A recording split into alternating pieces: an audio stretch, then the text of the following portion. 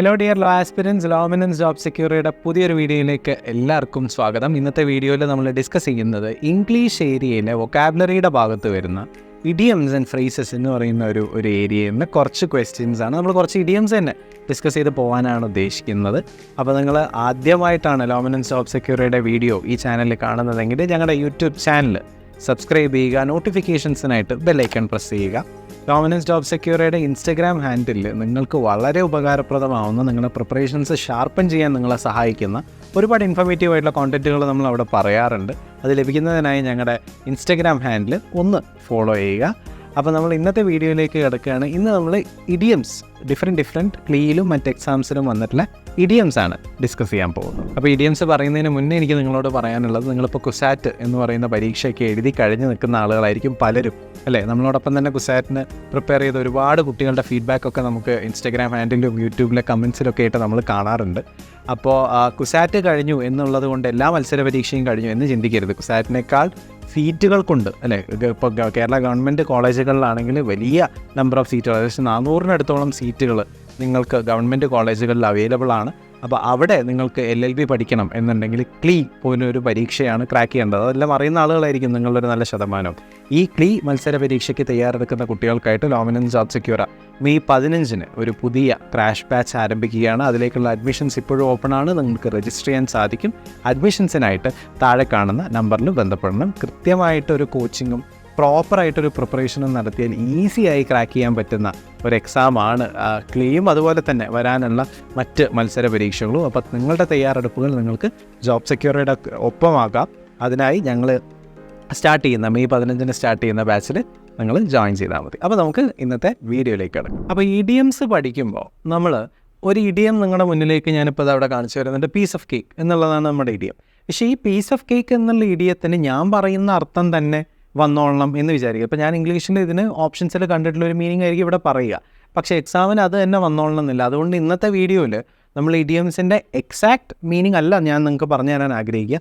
ഇതാണ് അതുകൊണ്ട് ഉദ്ദേശിക്കുന്നത്. സോ ഇതിനോട് സമാനമായ ഒരു ഓപ്ഷനാണ് നിങ്ങൾ കണ്ടെത്തേണ്ടത് എന്നായിരിക്കും ഞാൻ പറയുക. പക്ഷേ അത് 90% ഞാൻ പറഞ്ഞു തന്നിട്ടുള്ള സംഗതി തന്നെ ആവാൻ സാധ്യതയുണ്ട്. കാരണം മുൻ വർഷത്തെ ചോദ്യപേപ്പറുകളിൽ നിന്നും മുൻ വർഷത്തെ ടെസ്റ്റുകളിൽ നിന്നും മറ്റ് പരീക്ഷകളിൽ നിന്നും ഒക്കെയാണ് പൊതുവിൽ നമ്മൾ ക്ലീയിലൊക്കെ ഇഡിയംസിൽ ക്വസ്റ്റ്യൻസ് കണ്ടിട്ടുള്ളത്. അപ്പോൾ ഞാൻ പറഞ്ഞു തരുന്ന ആൻസറിനോട് സമാനമാവാൻ സാധ്യതയുണ്ട്.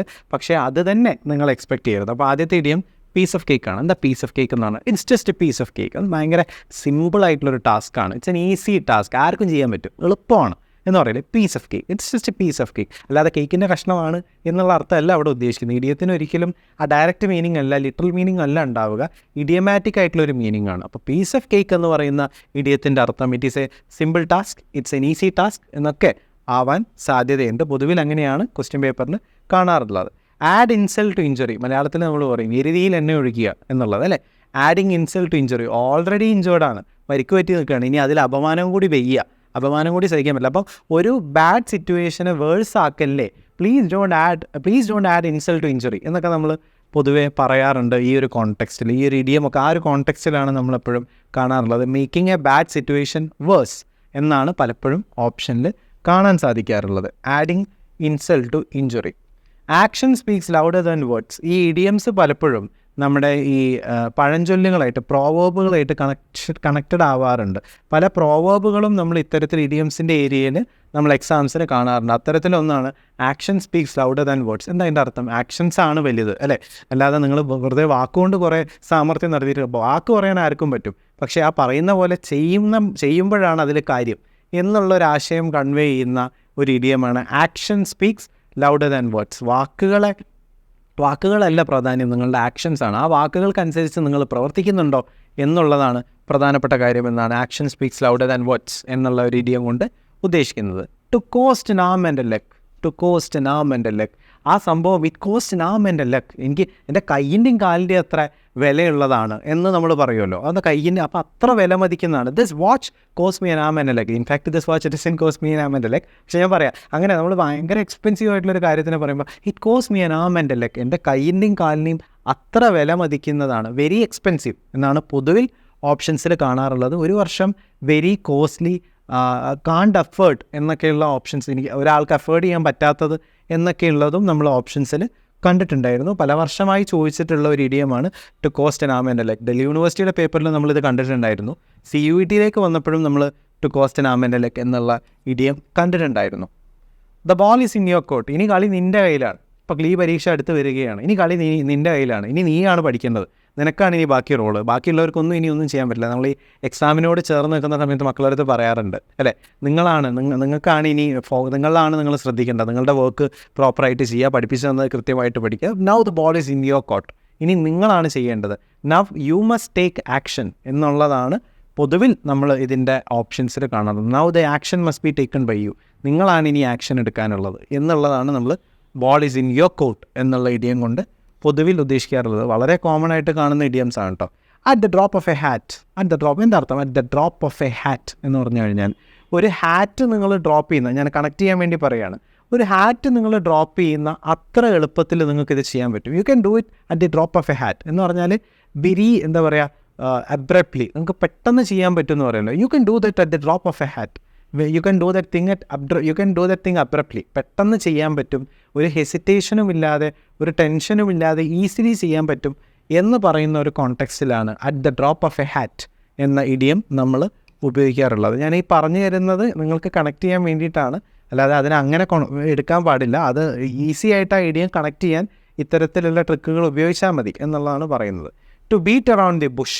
To beat around the bush. ഇപ്പോൾ ഒരാൾ ഒരു പറഞ്ഞ കാര്യം തന്നെ വീണ്ടും പറയുക, അത് എന്നെ വീണ്ടും പറയുക, അത് എന്നെ വീണ്ടും പറയുക. ഇതിനെയാണ് നമ്മൾ ബീറ്റിംഗ് അറൗണ്ട് ദി ബുഷ്. നിങ്ങൾ ഈ പറഞ്ഞ കാര്യം തന്നെ വീണ്ടും വീണ്ടും പറയല്ലേ എന്ന് പറയുമല്ലോ. Please don't beat around the Bush. ഒരിക്കൽ അത് പറഞ്ഞു, എനിക്കത് ക്ലിയറായി, ഇനി വേറെ എന്തെങ്കിലും കാര്യം പറയൂ. അപ്പോൾ please don't beat around the Bush. പറഞ്ഞത് തന്നെ ഒന്നും കൂടി പറയുക, ഒരിക്കൽ കൂടി പറയുക. അതിന് നമ്മൾ ആ ഒരു കോണ്ടെക്സ്റ്റിൽ നമ്മൾ ഉപയോഗിക്കുന്ന ഇഡിയമാണ് ബീറ്റ് അറൗണ്ട് ദി ബുഷ് എന്നുള്ളത്. പല വർഷം ചോദ്യമായിട്ട് വന്നിട്ടുണ്ടായിരുന്നു, മുൻ വർഷങ്ങളിലൊക്കെ വന്നിട്ടുള്ള ക്വസ്റ്റ്യനുകളിലൊന്നാണ് ക്രൈ ഫോർ ദി മൂൺ. അമ്പിളിമാമന് വേണ്ടി കരയുക അല്ലേ. മൂണിന് വേണ്ടി കരഞ്ഞാൽ നമുക്കത് ലഭിക്കുമോ? ഇല്ല. അപ്പോൾ ക്രൈ ഫോർ ദി മൂൺ എന്ന് പറഞ്ഞു കഴിഞ്ഞാൽ എന്താ? Asking for something impossible. ഒരിക്കലും നടക്കാത്ത, ഒരിക്കലും ലഭിക്കാത്ത, ഒരിക്കലും കിട്ടാത്ത ഒരു കാര്യത്തിന് വേണ്ടി കരയുക. He is crying for the moon. He is asking for something impossible. Asking for something impossible എന്നുള്ളതാണ് നമ്മൾ പൊതുവിൽ ക്രൈ ഫോർ ദി മൂൺ എന്നുള്ള ഇഡിയത്തിൻ്റെ ഓപ്ഷനിൽ നമ്മൾ കാണാറുള്ളത്. മറ്റൊരു പ്രധാനപ്പെട്ട ഇഡിയമാണ് be in a tight corner. Be in a tight corner എന്ന് പറഞ്ഞാൽ എന്താ? പിന്നെ നമ്മളൊരു ഭയങ്കര ഡിഫിക്കൽട്ടായിട്ടുള്ള സിറ്റുവേഷനിൽ, അങ്ങനെയുള്ള ഒരു എന്താ പറയുക, ഭയങ്കര സാമ്പത്തികമായ ബുദ്ധിമുട്ട്, I M in a tight corner, ഞാനിപ്പോൾ ഒരു ടൈറ്റ് കോർണറിലാണ് എന്ന് പറഞ്ഞാൽ നമ്മളിപ്പോൾ ഒരു ഇടുങ്ങിയ സ്ഥലത്ത് നമ്മൾ പോയി നിന്ന് കഴിഞ്ഞാൽ എങ്ങനെ ഉണ്ടാവുക? നമുക്ക് ഭയങ്കര ബുദ്ധിമുട്ടായിരിക്കും. നമ്മളാകെ എന്താ പറയുക, ചുരുങ്ങി നിൽക്കേണ്ട ഒരു അവസ്ഥ നമുക്ക് ഉണ്ടാവുമല്ലോ. അതിനെയാണ് നമ്മൾ എന്താ പറയുക, B in a tight corner. He's in a tight corner. Now he's in a tight corner.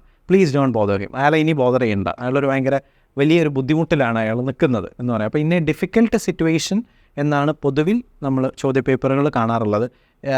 പിന്നെ in a financially difficult situation എന്നൊരിക്കൽ AMUവിൻ്റെ ക്വസ്റ്റ്യൻ പേപ്പറിൽ ഓപ്ഷൻസിലും നമ്മൾ കണ്ടിട്ടുണ്ടായിരുന്നു. പൊതുവിൽ ഒരു ഡിഫിക്കൽട്ട് സിറ്റുവേഷനിൽ നിൽക്കുന്ന ആളെയാണ് നമ്മൾ ടൈറ്റ് കോർണർ എന്ന് പറയുക. കോക്ക് ആൻഡ് ബുൾ സ്റ്റോറി വളരെ രസകരമായി പറയാൻ പറ്റുന്ന ഇഡിയമാണ് കോക്ക് ആൻഡ് ബുൾ സ്റ്റോറി. പിന്നെ കോക്ക് ആൻഡ് ബുൾ സ്റ്റോറി നമ്മൾ ഈ കെട്ടുകഥ പറയുമല്ലോ, മെനഞ്ഞിട്ട് പറയുമല്ലോ, ഒരു കഥയെ ഭയങ്കര നമ്മളുടേതായ രീതിയിൽ ഉണ്ടാക്കി പറയുമല്ലോ. അപ്പോൾ കേൾക്കുന്ന ആൾക്ക് തന്നെ തോന്നും ഇത് ഭയങ്കര തള്ളാണ്, ഇയാൾ ഈ പറഞ്ഞുകൊണ്ടിരിക്കുന്നത് തള്ളിക്കൊണ്ടിരിക്കുകയാണ് എന്ന് ഇയാൾക്ക് തോന്നുമെങ്കിൽ അത്തരം ഒരു കോണ്ടെക്സ്റ്റിൽ he is just narrating a cock and bull story. അയാളൊരു കെട്ടുകഥ, ഒരു ഉണ്ടാക്കിയ കഥ പറഞ്ഞുകൊണ്ടിരിക്കുകയാണ് എന്നൊക്കെ പറയുന്ന കോണ്ടെക്സ്റ്റിൽ നമ്മൾ ഉപയോഗിക്കാൻ പറ്റുന്ന ഇഡിയമാണ് കോക്ക് ആൻഡ് ബുൾ സ്റ്റോറി. അപ്പോൾ ഇന്നത്തെ വീഡിയോയിൽ നമ്മൾ 10ഓളം ഇഡിയംസ് നമ്മൾ ഡിസ്കസ് ചെയ്തിട്ടുണ്ട്. ഇതെല്ലാം ക്ലീയിലും മുൻ വർഷങ്ങളിൽ വന്നിട്ടുള്ളതും മറ്റ് മത്സര പരീക്ഷകൾക്ക് വന്നിട്ടുള്ളതും വരാൻ സാധ്യതയുള്ളതുമായിട്ടുള്ള ഇഡിയംസ് ആണ്. നമുക്ക് ഇതിൻ്റെ ഒരു പാർട്ട് 2 അടുത്തൊരു വീഡിയോയിൽ നമുക്ക് കുറച്ചും കൂടി ഇഡിയംസ് ഈ ഒരു ഏരിയയിൽ നിന്ന് വന്നിട്ടുള്ളതും വരാൻ സാധ്യതയുള്ളതുമായിട്ടുള്ള ഇഡിയംസും നമുക്ക് ഡിസ്കസ് ചെയ്യേണ്ടതായിട്ടുണ്ട്. അപ്പോൾ ഇന്നത്തെ വീഡിയോയിൽ നമ്മൾ ഡിസ്കസ് ചെയ്തിട്ടുള്ളത് പ്രധാനമായി വരുന്ന ക്ലീയിലൊക്കെ വന്നിട്ടുള്ളതായിട്ടുള്ള കുറച്ച് ഇഡിയംസാണ് നമ്മൾ ഡിസ്കസ് ചെയ്തിട്ടുള്ളത്. മറ്റൊരു വീഡിയോയിൽ ഇനിയും കുറച്ചും കൂടി ഇഡിയംസുമായിട്ട് നിങ്ങളെ മുന്നിൽ വരണം എന്ന് ഞാൻ ആഗ്രഹിക്കുന്നുണ്ട്. നമുക്ക് വരും ദിവസങ്ങളിൽ ഇഡിയംസ് തന്നെ മറ്റൊരു വീഡിയോയിലൂടെ നമുക്ക് സംവദിക്കാം. എനിക്ക് ഒരിക്കൽ കൂടി നിങ്ങളുടെ അടുത്ത് പറയാനുള്ളത്, നിങ്ങൾ ആരെങ്കിലും ഒരു പ്രോപ്പർ കോച്ചിങ് ആഗ്രഹിക്കുന്നുണ്ടെങ്കിൽ ലോമിനൻസ് ജോബ് സെക്യൂർ ആക്കാൻ വെൽ അസിസ്റ്റ് യു. അതിനായിട്ട് നിങ്ങൾ ചെയ്യേണ്ടത് ഞങ്ങളുടെ ഈ വരുന്ന മെയ് 15 ആരംഭിക്കുന്ന ക്രാഷ് ബാച്ചിൽ നിങ്ങൾ ജോയിൻ ചെയ്താൽ മതി. അഡ്മിഷൻസിനായിട്ട് താഴെ കാണുന്ന നമ്പറിലും ഞങ്ങളുടെ വെബ്സൈറ്റിലും ഒക്കെ നിങ്ങൾക്ക് ഞങ്ങളെ ബന്ധപ്പെടാം. സോ ഇഡിയംസിൻ്റെ പാർട്ട് 2 വീഡിയോയുമായിട്ട് അടുത്ത മറ്റൊരു അവസരത്തിൽ നിങ്ങളോട് കാണാം എന്ന് പറഞ്ഞുകൊണ്ട് ഞാൻ അവസാനിപ്പിക്കുന്നു. Thank you.